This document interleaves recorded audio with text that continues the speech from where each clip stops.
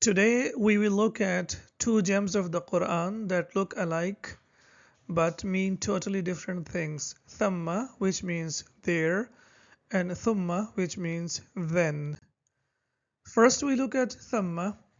When we talk about thamma, and we can see that the tha letter over here, it has a fatha on it.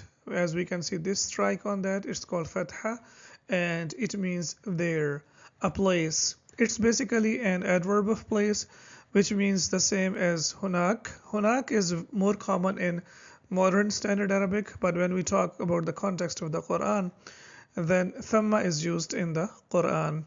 As we can see over here, just we take the example from everyday life. For example, for everyday life, for example, you say ذهبت إلى السوق وثم اشتريت الخبز. So you say I went to the market and there I bought bread. So we used thamma over there, which means there. And now when we look at the Quran, we can see that the verse over here, it says فَأَيْنَمَا تُوَلُّوا فَثَمَّ وَجْهُ اللَّهِ. The meaning will be wherever you turn, there is the face of Allah. It's Surah Al-Baqarah, verse 115. This verse was revealed when the direction of the prayer was about to change. Some were confused. Should we face Mecca or Jerusalem? Allah answered, wherever you turn, there is the face of Allah. His presence is not limited by space. He is everywhere by His sight and by His hearing.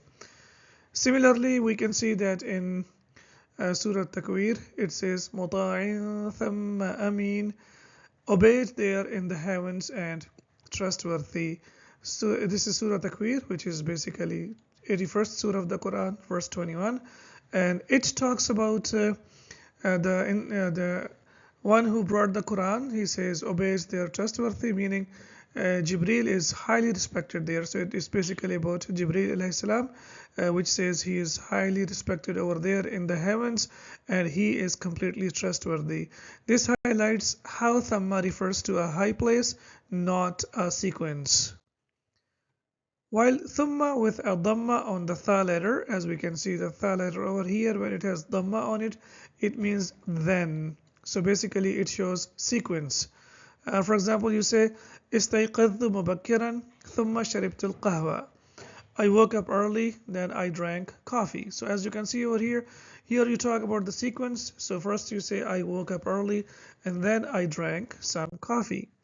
Now if you look at the verse of the Quran, it says هو الذي خلقكم من تراب ثم من نطفة ثم من علقة ثم يخرجكم طفلا ثم لتبلغوا أشدكم ثم لتكونوا شيوخا.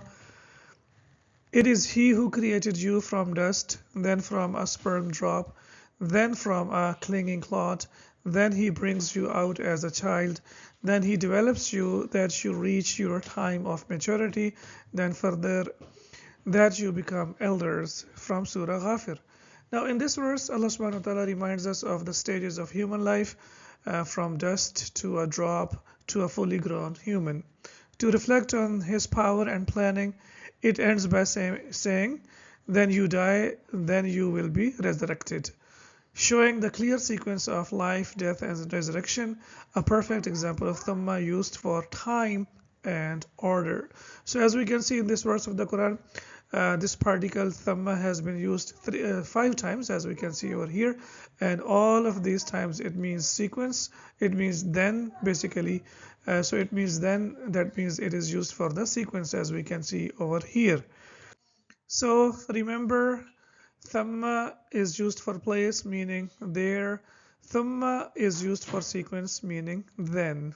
Jazakumullahu khairan, and see you next time with more gems of the Quran, inshallah.